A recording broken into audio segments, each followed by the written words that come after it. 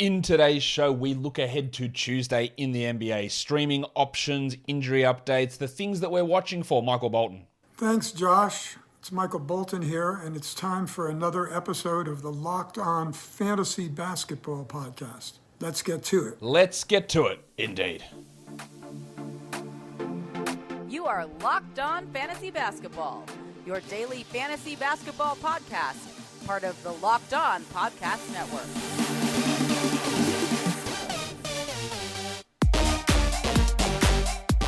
Hello and welcome to the Locked On Fantasy Basketball Podcast, brought to you by Basketball Monster. My name is Josh Lloyd and I am the lead fantasy analyst at basketballmonster.com.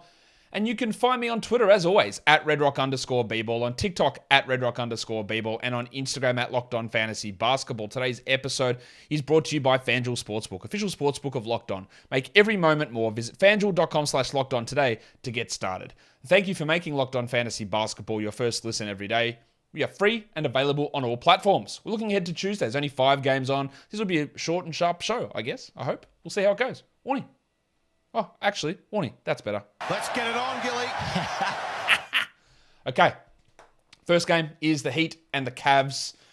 Injury-wise, we're looking pretty okay. There's the Robinson, Jovic, Yurtseven injuries in Miami. Kevin Love is questionable. And that's it at this point. Until something weird happens, that's where we sit. So I guess that's a good thing. Again, always Jimmy Butler's or Kyle Lowry's can creep up, but we're looking all right. So what are we watching for? On the Miami Heat side of things, I do want to watch Victor Oladipo because he's struggling a little bit. And that's not a surprise. The guy's barely played over the last 4 or 5 years. He's 4 or 5 years removed from being an all-star, all-NBA caliber player. The injuries have sapped a lot of what he's done. And he had this nice little stretch when he came back this season and put up good numbers. But it hasn't lasted. So, is he able to maintain must-roster 12-team league status? I'm not sure. I also want to watch Kyle Lowry.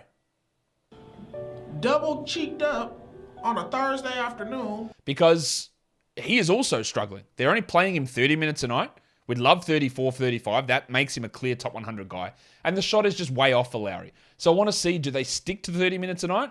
Can he hit some shots? I still think he is a hold.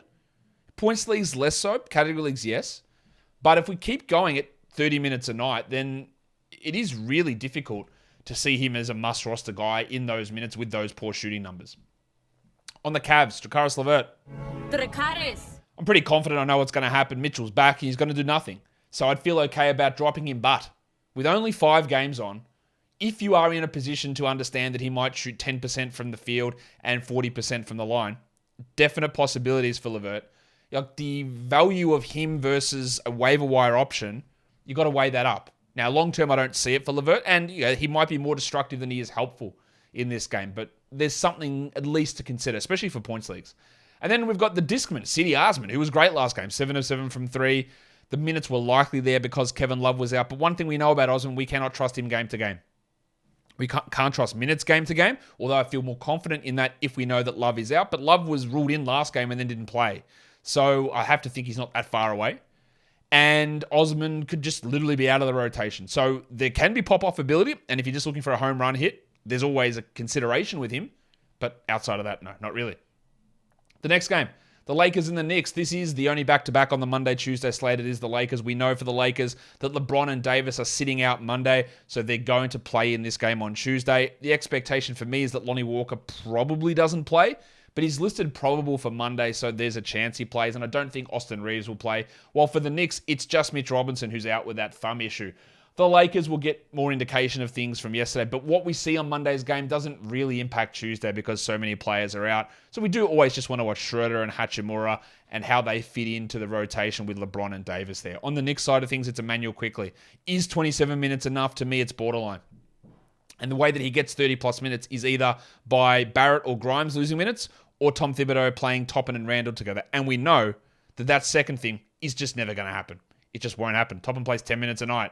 I'm not saying that Toppin's an answer. I'm saying that Tom Thibodeau's stubborn and never tries it. That's all I'm saying. I don't think Toppin's a very good player. I think I had him number 18 in that draft when I did it. I maintained that I didn't believe in him as a player, and I've maintained that all the way through. But I would have liked to see an opportunity given at some point to try something that wasn't plotting 4% usage center out there for the Knicks.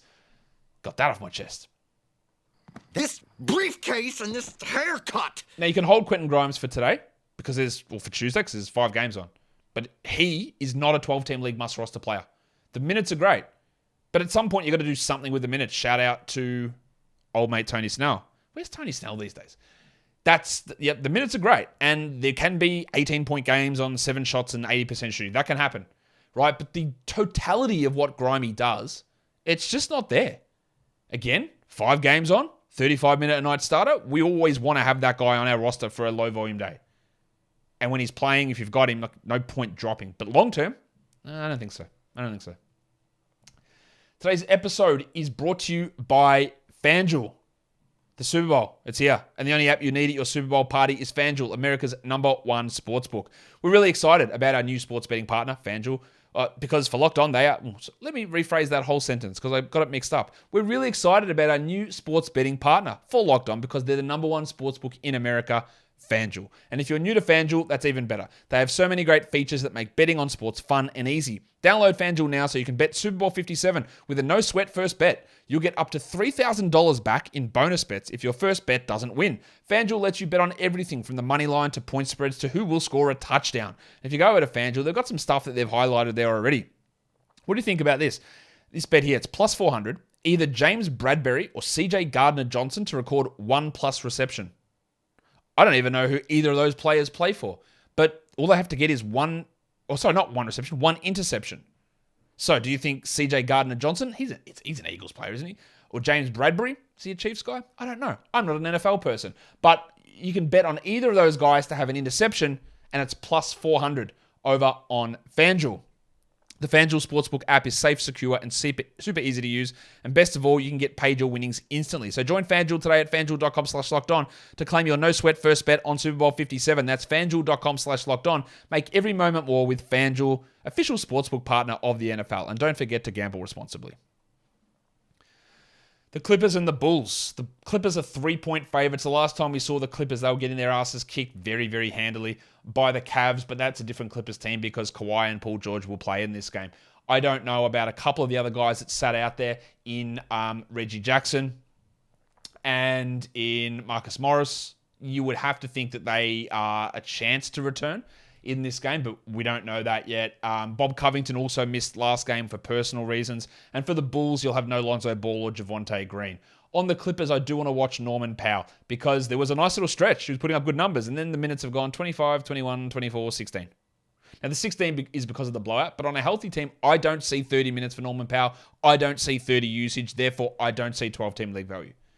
But let's see how they use him. Maybe they change their mind. Maybe he does become the featured guy in second units continually and can provide that. I don't believe it, but we'll see it. I also want to see Nick Batum's value because he played 7 minutes last game. So if you stream Nick Batum in for that, you'd obviously be very disappointed because you thought he could play 28 minutes without Kawhi and Paul George. But the fact they were 30 points down in the second quarter meant they didn't need to push that. So with Batum, he does still move into deeper league stream territory. He is not, I repeat, is not a 12-team league player.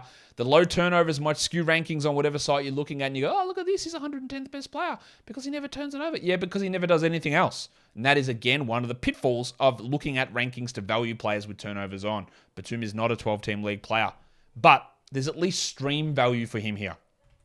For the Bulls, what we want to watch is Kobe White, and then Alex Caruso, and then Ayo Dosunmu.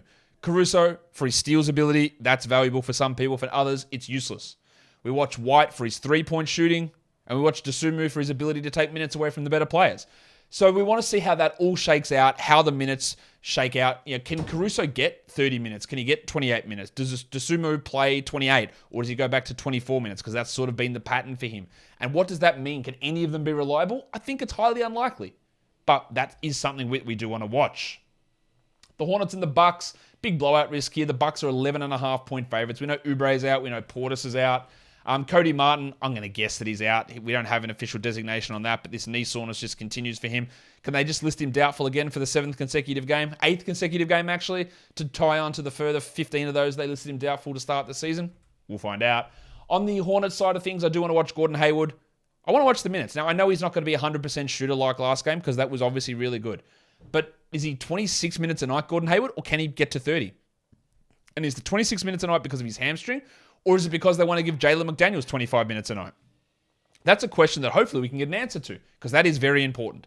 And I also want to watch Mark Williams. Oh, hi, Mark.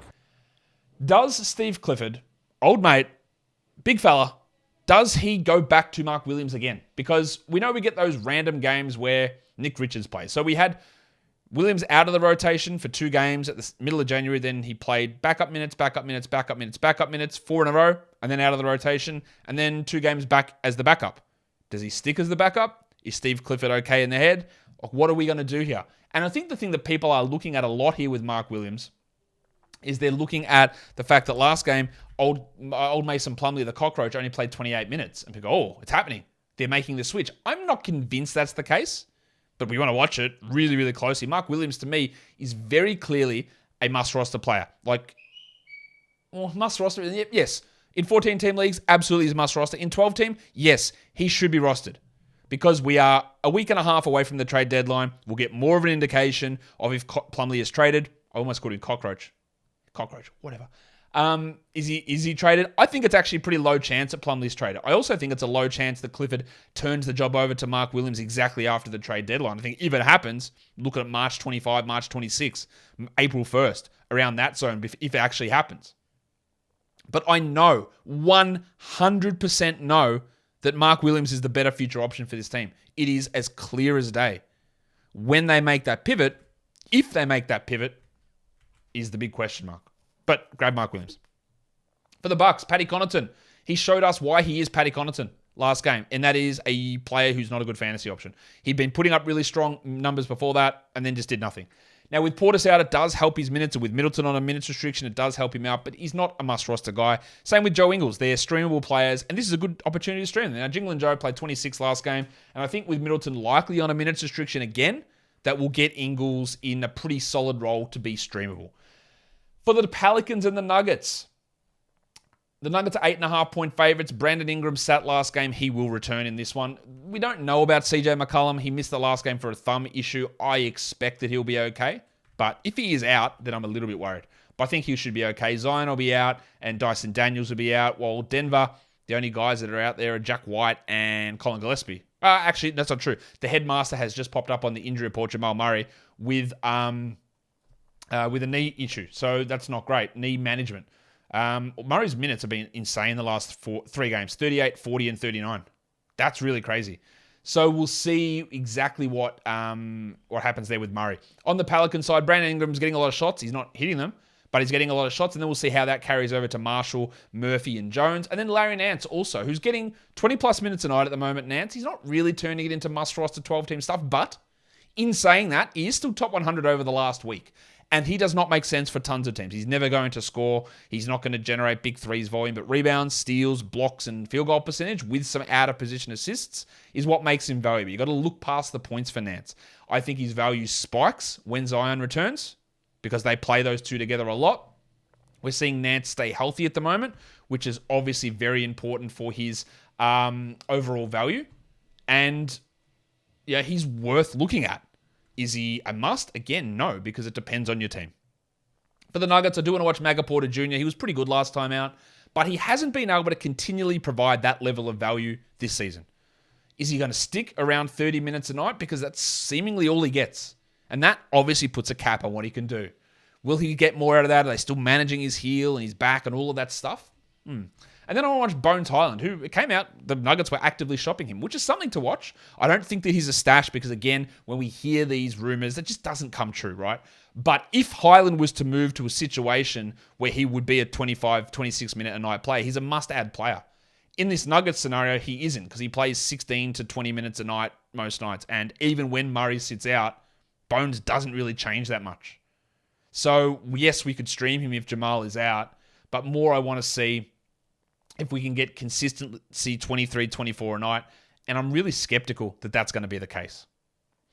Let's look at streaming. There is no Tuesday, Wednesday back-to-back, so we just look straight at Tuesday streaming for category leagues. I think we go here to Jericho Sims. You just made the list! He's likely to get 30 minutes over Hartenstein. You got Pat Williams, who I think he's a 12-team league guy to roster now. Larry Nance, just spoke about him. Emmanuel Quickly. Yeah, look, it's hard to look at must roster for him, but the stream value is pretty immense. Alex Caruso for his steals, the old rabbit hunter. I didn't play his sound before. Let's do it now. He we quiet? I'm hunting rabbits.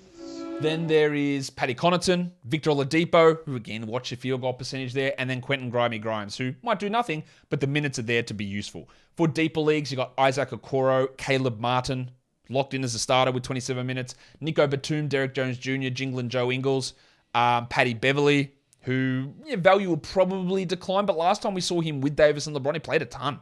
Also turned into a part-time photojournalist. We've got Kobe White as a good stream for threes, and Ayo Dosunmu is a good deeper league option as well. For points leagues, these guys are all available in 40% plus of leagues. The two Knicks there, Sims and Quickly. Connaughton, Paddy Williams, Oladipo, Dennis Schroeder, Quentin Grimes, and even Najee Marshall can be a bit of a points league streamer, although my confidence in that is not particularly high as Obi tries to knock down the door. As those of you on video now can tell that my dog did in fact want to come in the room, and here he is sitting on me, the big fella Obi, ready to go to discuss how we look at the next 4 days. And I'm going to be honest with you, there's not fantastic big amount of... that's terrible English. There's not a big selection of guys that I really love over the next 4 days. There are 4 names here that should be added irrespective of volume of games. Kyle Anderson has 2 games in the next 4 nights. He's been really good. He has to be rostered. Jericho Sims with 2 games in the next 4 nights should be rostered. The Bronco, Jalen Williams. Broncos country, let's ride. He's only got 1 game over the next 4 nights. I don't actually care. He should be rostered. And then the other one is Delon Wright. Now, I'm a little bit iffy on Delon, but the value for steals, I'd much prefer him over Alex Caruso. I'd prefer him over Herb Jones pretty clearly as well. And Delon is getting 22 to 24 minutes a night, and he is worth having a look at there irrespective of schedule. And there is one team that plays 3 games in the next 4 nights, and that is yours, mine, and Steve Clifford's Charlotte Hornets. So... we talk about the value of Mark Williams. Like, the value of Mark Williams is not only in trade deadlines, not only in backup center minutes, it's in 3 games in 4 nights. And we know how much that volume helps. And the other one we look at is Jalen McDaniels. While long-term, I don't like Jalen McDaniels as an ad. As a hold, I like him for 3 games in 4 nights. And that means that there's a back-to-back in there. So, does Gordon Hayward sit one of them? Further boosting the value of Jalen McDaniels. And then you could look, I guess, at a Dennis Smith maybe across that for deeper formats. Maybe you look at a JT Thorpe, probably not. But there are some value options there because of the way that schedule plays out. And that will do it for me today. Don't forget to follow this podcast on Apple Podcasts, Google Podcasts, Stitcher, Spotify, and on the Odyssey app. And if you're here on YouTube, thumb it up and leave those comments down below. Guys, we are done here. Thank you so much for listening, everyone. See ya.